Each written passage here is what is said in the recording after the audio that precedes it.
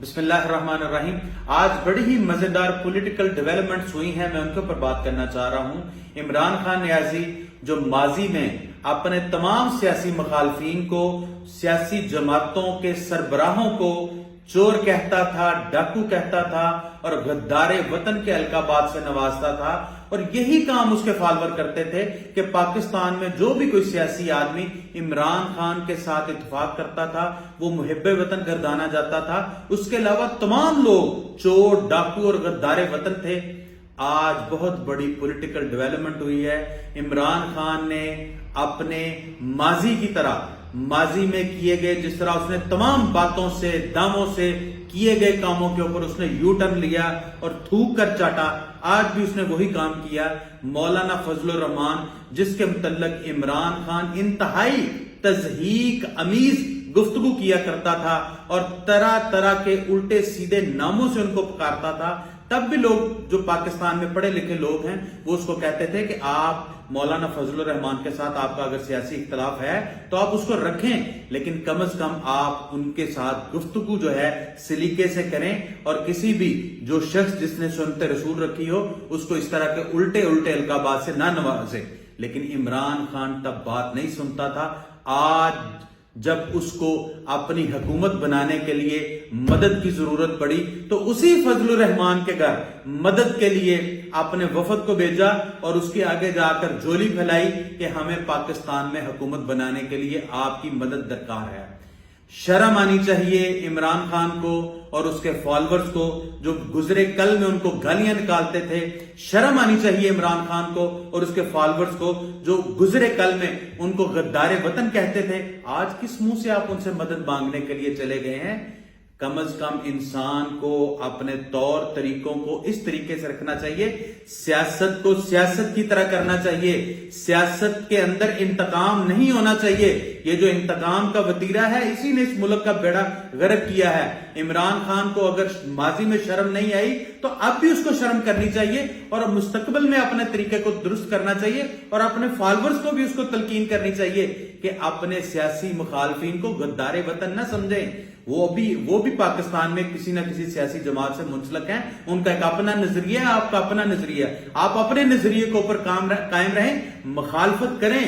لیکن یہ جو انتقام والا کام ہے یہ کام نہ کریں۔ آج جب وہ چل کر مولانا فضل الرحمان کے گھر گئے تو میں امید کرتا ہوں کہ ان کو وہ اپنی پرانی باتیں ضرور یاد آئی ہوں گی جو مولانا فضل الرحمان کے متعلق کرتے رہے۔ آج ایک اور ڈیولپمنٹ ہوئی ہے، میں اس کے اوپر بھی بات کرنا چاہوں گا کہ آج عمران خان نے جب اسد قیصر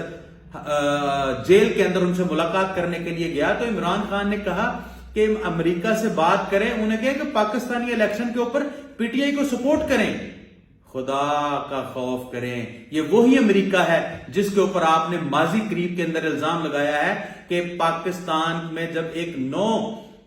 کانفیڈنس موشن موو ہوئی تھی تو اس وقت عمران خان نے یہ الزام لگایا تھا کہ امریکہ نے سازش کر کے پاکستان میں جو سیاسی جماعتیں ہیں ان کو آن بورڈ کر کے میری حکومت کو ختم کیا تھا، وہ سائفر کا ڈرامہ رچایا تھا۔ وہ اس وقت کہتا تھا ایبسلوٹلی ناٹ، اب ایبسلوٹلی ناٹ سے ایبسلوٹلی یس والا سفر جو ہے وہ شروع ہو گیا ہے۔ اب امریکہ سے بھی آج انہوں نے مدد مانگی ہے کہ پاکستان میں جو الیکشن ہوا ہے اس کے اوپر پی ٹی آئی کو سپورٹ کریں اور اس الیکشن کے متعلق جو ہے وہ امریکہ کوئی نہ کوئی سٹینڈ لے۔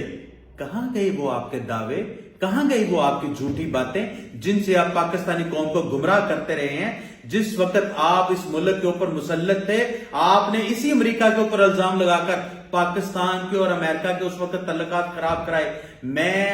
آپ کو یہ یاد کرواتا چلوں، تب بھی آپ کو پاکستان میں جو پڑھے لکھے لوگ ہیں، جو ذی شعور لوگ ہیں، انہوں نے کہا تھا کہ اپنی سیاست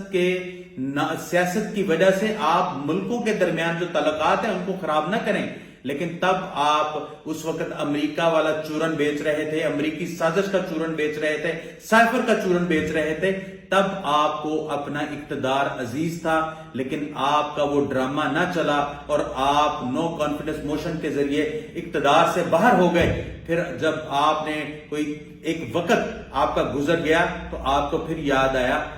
کہ آپ نے اب دوبارہ امریکہ سے مدد مانگنی ہے۔ کون سی بات ہے جس کو تھوک کر آپ نے نہیں چاٹا؟ کون سا ایسا دعویٰ ہے जो आपने किया हो और उसके ऊपर आपने यू टर्न ना लिया हो। खुदा का खौफ करें, ये कौन सी सियासत है? आप जिनको गालियां देते हैं फिर उन्हीं से मदद मांगने के लिए आप झोली फैला के उनके घर में जाते हैं। जिस मुल्क के ऊपर आप साजिश का इल्जाम लगाते हैं कि इन्होंने आपकी हुकूमत के खिलाफ साजिश की थी, आप उसी से मदद मांग रहे हैं।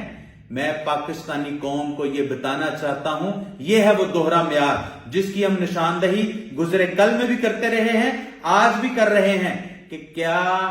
ये तरीकाकार दुरुस्त है कि जब आपको जरूरत ना थी तो आप उन लोगों को गद्दारे वतन कहते थे, आप उन लोगों को चोर डाकू कहते थे और अमेरिका को आप उस वक्त साजिश कहते थे और साजिश थ्योरी पेश करके आप कहते थे कि इस तरीके से मेरी हुकूमत को खत्म किया। आज जब आपको जरूरत पड़ी तो मौलाना फजलुर रहमान के आगे भी आपने झोली फैला दी और अमेरिका से भी आप अब इक्तदार की भीख मांग रहे हैं। इक्तदार अब आपको नहीं मिलेगा क्योंकि पाकिस्तान के साथ जो आपने जुल्म किया है, जो पाकिस्तानी मईशत के साथ जुल्म किया है, जो पाकिस्तानी अवाम के साथ जुल्म किया है, अभी उसके नकूश बड़ा अरसा यहां पर जो है उसको मिटाने में लगेगा, अरसा दराज लगेगा उसको मिटाने में। आपको इस पाकिस्तान के ऊपर अब दोबारा मुसल्लत नहीं होने दिया जाएगा। आप जिससे मर्जी इक्तदार की भीख मांगे, इक्तदार में अब वही आएगा जिसको अवाम ने वोट डालकर मुंतखब किया है और वो जमात है पाकिस्तान मुस्लिम लीग नून। इंशाअल्लाह पाकिस्तान मुस्लिम लीग नून अब इक्तदार को संभालेगी और मुल्क के अंदर दोबारा से ये जो आपके पैदा किए गए मसाइल हैं इनको खत्म करने के लिए शबाना रोज मेहनत करेगी। और इंशाअल्लाह ये जो धरती है, मैं इंशाअल्लाह अल्लाह के से उम्मीद करता हूं ये जो धरती है, धरती इंशाअल्लाह मां के जैसी होगी और मां जो है वो सौतेलों वाला सलूक नहीं करेगी, वो अपने बच्चों वाला सलूक करेगी। इंशाअल्लाह वो दिन, अच्छे दिन आने वाले हैं। शुक्रिया।